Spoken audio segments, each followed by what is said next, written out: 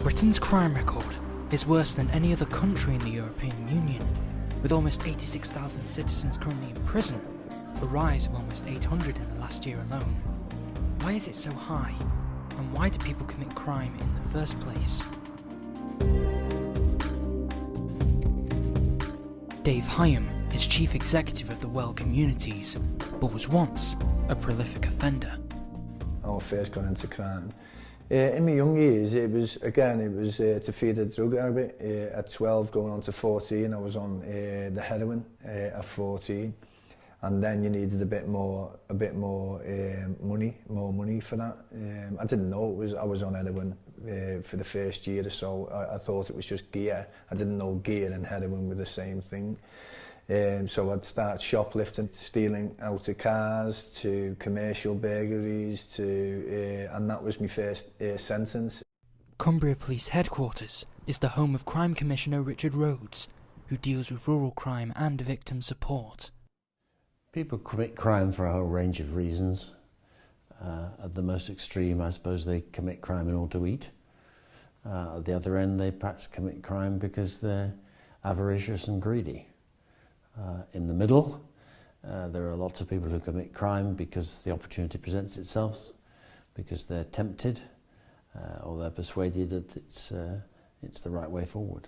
Some of it is that people are in a state of desperation, so they have nothing. So if they do that kind of cost-benefit analysis, they've got nothing to lose by committing crime, because if you're homeless and you commit crime, you could go to prison, but you've got shelter and you've got food.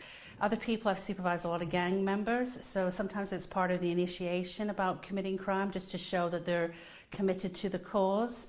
And then you've got another group of offenders that I've supervised during my time of probation, where it's domestic violent offenders or sexual offenders. And for a lot of them, it's entirely different. It is about power and control. At the age of 16, till the age of 37, I spent most of my life in prison, and I never knew society. I never knew what it was like to function, because every time I left prison, I went back to crime and I went back to drugs, and I was not out longer than 6 months. And that the last years of my using, I was just desperate. I didn't care if I lived or died. And I just wanted a new way of life. I just wanted a new, and I never got introduced to it until I got sent to prison for 4.5 years, and I found a 12-step program. And from that moment, I started that program. I've never used since, and that's been over 10 years. Dave set up the Well in 2012 and believes organisations like this help individuals turn away from crime. Rehabilitation is an effective way to change the life of an offender.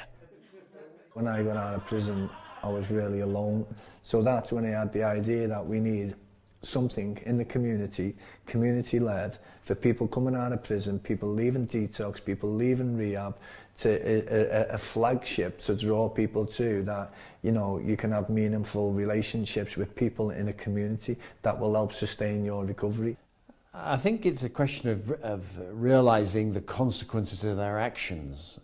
I think restorative justice is a way in which that can be done.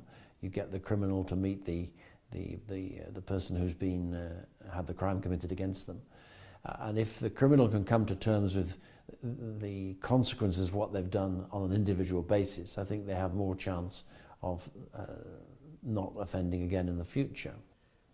Dave expresses that offenders need a place to interact with each other through activities and workshops, which the Well provides. The therapeutic value of one person helping another is what sustains, in my opinion, people's recovery.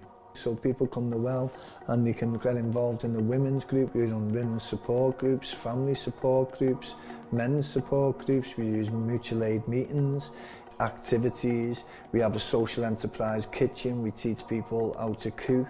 We mentor people into job roles. A key part of the programme is really about giving back. So the house is a way of the Well repaying the community, and that's something that's a big part of the ethos here about paying back. Seeing people really embrace their kind of faults and make changes is enormously rewarding. Dave has come a long way from offender to chief executive of the Well.